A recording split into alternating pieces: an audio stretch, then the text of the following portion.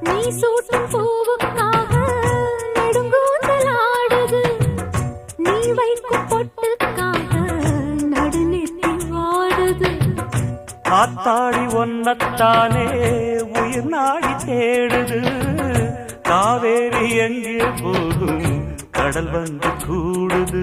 அந்திப் பொழுதில் தென்னங்கிளையில் தென்றல் கூத்தாட மையை எழுதி மஞ்சள் குருவி கையை கோத்தாட அடங்காத ஆசை கொண்டு நானும் போராட. உனக்கென பிறந்தவ ரெக்க கட்டி பறந்தவ இவதான். என விட உனக்கு இங்கு மனசுக்கு பிடிச்சவ எவதான்.